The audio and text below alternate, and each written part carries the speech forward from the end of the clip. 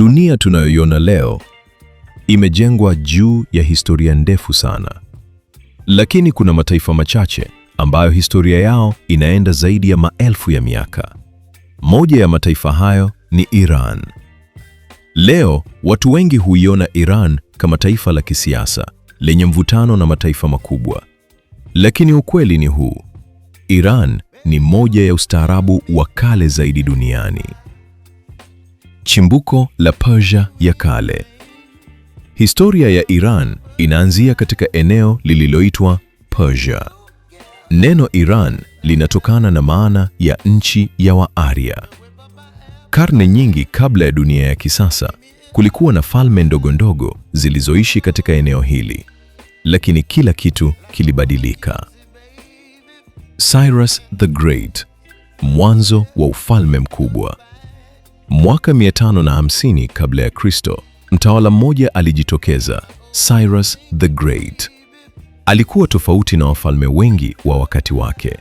Badala ya kuharibu mataifa aliyoyashinda, alijaribu kuyaheshimu. Aliwaruhusu watu kuendelea na dini zao na tamaduni zao. Hii ndiyo sababu hata Biblia inamkumbuka. Ezra 1:1 inamtaja Cyrus kama chombo cha kuruhusu Wayahudi kurudi Yerusalemu, ambapo Biblia imeandika, mnamo mwaka wa kwanza wa utawala wa Koreshi, mfalme wa Persia, ili neno la Mwenyezi Mungu alilolinena kwa njia ya nabii Yeremia litimie, Mwenyezi Mungu alimfanya Koreshi, mfalme wa Persia, atangaze amri ifuatayo katika ufalme wake na kuiweka katika maandishi. Hivi ndivyo anavyosema Koreshi, mfalme wa Persia: Mwenyezi Mungu, Mungu wa mbingu, amenipatia falme zote za ulimwenguni na ameniagiza nimjengee nyumba Yerusalemu huko Yuda. Basi sasa, kila mtu katika nyinyi nyote mlio watu wake, Mungu wake awe naye na aende Yerusalemu huko Yuda na kuijenga upya nyumba ya Mwenyezi Mungu, Mungu wa Israeli, Mungu anayeabudiwa huko Yerusalemu. Kila mmoja aliyebaki hai uhamishoni akitaka kurudi, jirani zake na wamsaidie kwa kumpa fedha, dhahabu, mali na wanyama, pamoja na matoleo ya hiari kwa ajili ya nyumba ya Mungu huko Yerusalemu. Cyrus alianzisha Achaemenid Empire, ufalme mkubwa uliounganisha sehemu kubwa ya Asia, Mashariki ya Kati na sehemu za Ulaya. Darius na Xerxes, ufalme ukakua zaidi. Baada ya Cyrus alitokea Darius the Great. Alijenga mfumo wa kodi, barabara kuu na utawala wa kisasa wa wakati huo. Baadaye Xerxes wa kwanza alikuja.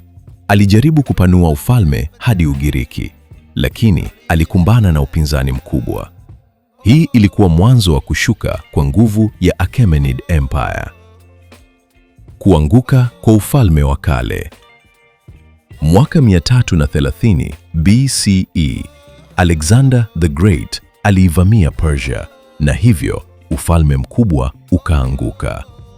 Lakini historia ya Iran haikuisha hapo. Parthian na Sasanian Empires. Baada ya Alexander, falme mpya zilijitokeza. Parthian Empire ilikuja kwanza, ikifuatiwa na Sasanian Empire. Sasanian Empire ilikuwa ya nguvu sana. Ilikuwa na sayansi, falsafa na vita vya mara kwa mara na Roma.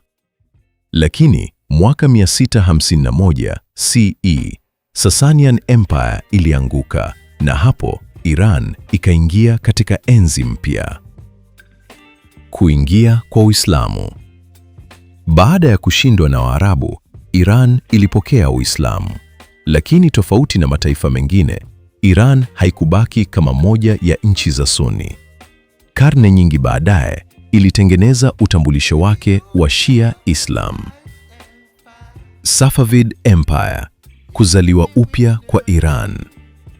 Mwaka 1501, Shah Ismail wa kwanza alianzisha Safavid Empire. Hii ilikuwa hatua kubwa sana. Aliifanya Iran kuwa taifa rasmi la Shia. Hii ilibadilisha kabisa siasa na dini ya eneo lote la Mashariki ya Kati. Iran ikaanza kuwa tofauti na majirani zake. Migogoro na dunia ya nje. Baada ya Safavids, Iran ilipitia vipindi vya udhaifu. Qajar Dynasty ilikumbwa na mashinikizo ya Russia, mashinikizo ya Uingereza, kupoteza maeneo yake ya kaskazini. Iran ikaanza kudhoofika kisiasa. Pahlavi Dynasty na modernization. Mwaka 1925, Reza Shah Pahlavi alichukua madaraka. Alitaka kuifanya Iran iwe ya kisasa. Alijenga shule, barabara, viwanda, lakini pia alipunguza nguvu ya dini serikalini. Baadaye, mwanawe Muhammad Reza Shah aliendelea na mfumo huo, lakini watu wengi walihisi ukandamizaji. Mapinduzi ya 1979. Mwaka 1979, kila kitu kilibadilika. Ayatollah Khomeini aliongoza mapinduzi makubwa na hivyo Shah akaondolewa madarakani. Iran ikawa Islamic Republic of Iran. Hii ilimaanisha serikali ya kidini, sheria za Kiislamu, mabadiliko makubwa ya siasa. Iran ya kisasa. Baada ya 1979, Iran imeongozwa na viongozi wa kidini. Ayatollah Khomeini. Baada yake, Ayatollah Ali Khamenei. Iran ya leo inajulikana kwa mvutano na Marekani, mgogoro na Israel, ushawishi Mashariki ya Kati. Uhusiano na nchi za Magharibi na hasa Marekani umekuwa mgumu tangu mapinduzi hayo, hasa baada ya wanafunzi wa Jemi kushambulia ubalozi wa Marekani mjini Teheran na kuwateka wa Marekani. Fatwa ya Ayatollah Khomeini kudai kifo cha mwandishi Salman Rushdie iliongeza sifa za itikadi kali za Irani. Tangu uchaguzi wa Rais Mahmoud Ahmadinejad mwaka 2006 aliyetamka matishio dhidi ya nchi ya Israeli, kuna mashaka juu ya mipango ya Uajemi kupanua teknolojia yake ya kinyuklia kwa hofu ya kwamba serikali yake inalenga kujenga bomu la nyuklia. Mapatano yalichukua miaka hadi kufikiwa mwaka 2015. Iran na dunia ya leo. Iran imehusika katika vita vya Iran-Iraq, migogoro ya Syria na Lebanon, masuala ya nyuklia. Hii imeifanya kuwa moja ya mataifa yanayofuatiliwa sana duniani. Iran na Biblia. Katika Biblia, Pesha inatajwa mara kadhaa. Mfano, Koreshi Mkuu, uhusiano na Wayahudi, historia ya kuruhusu Wayahudi kurudi nyumbani. Lakini ni muhimu kuelewa, Biblia haizungumzi mataifa ya kisasa moja kwa moja. Hitimisho. Historia ya Iran inaonyesha jambo moja: mataifa hubadilika, falme huinuka na kuanguka, lakini kile kinachobaki ni historia yenye ushawishi mkubwa duniani. Iran si taifa la kawaida, ni ustaarabu wa maelfu ya miaka. Na kuielewa Iran ni kuelewa sehemu muhimu ya historia ya dunia. Ndugu mpenzi msikilizaji, ikiwa umevutiwa na mada hii na ungependa kuchangia maoni ama ushauri, tafadhali tuandikie kwenye comment section.